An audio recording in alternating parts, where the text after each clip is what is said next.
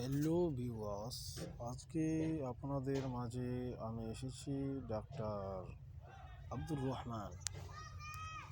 এখানে কিছু দৃশ্য দেখতে পারলাম। এই দৃশ্যগুলো খুব কঠিন এবং বিরল। জানি না বাংলাদেশে অনেক ধনী আছে, অনেক গরিব আছে, তবে একটা জিনিস আমার দেখে খুবই কষ্ট লাগলো। এই যে শিশুগুলো এখানে যে ইট ভাড়ায় কাজ করছে, তাদের কোনো বয়স এবং সীমা আজও নেই।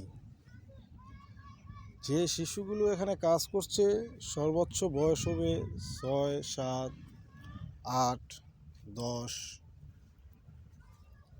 এখানে যারা কাজ করছে তারা সবাই শিশু, এবং এই শিশুগুলো একমাত্র পেটের দায়ে তারা কাজ করছে এবং প্লাস ইট ভাটায় কাজ করছে। দেখে খুব অবাক লাগলো যে তারা খুব অসহায়।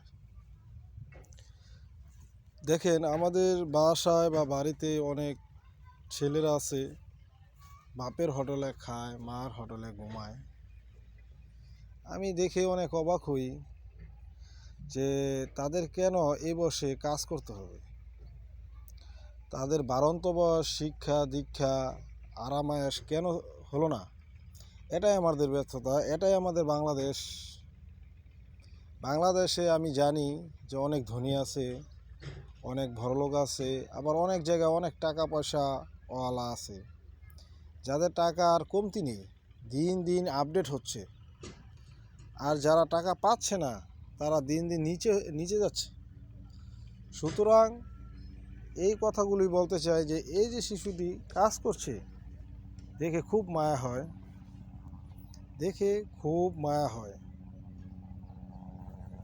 তারা এই যে সন্তরের যে ইটগুলো, কাঁচা ইটাগুলো তুলছে, এগুলো সারা পটে তুললে 70 টাকা পায় শুনলাম। 70 টাকা পায়। তারা এই পুরো পটটাই হুতি হইয়া যাইতে হয়, এবং এই থেকেই তাদের কর্মজীবন শুরু। তারা জন্মের পর থেকেই পায় না কোনো ভালো খাবার, পায় না বাসস্থান, পায় না ভালো শিক্ষা, কিছুই পায় না। হয়তো বাপ মা অনেক অভাব অনটনে আছে, তাদেরকে কাজে লাগিয়ে দিছে।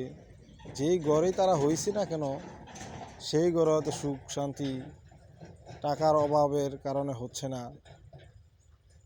আজকে তারা এই যে কাজে লাগছে, সারাদিনে 2টা পট উল্টায়, সকালে 2টা, বিকালে 2টা। এবং তারা যে কাজ করে, বর্তমানে দেখলাম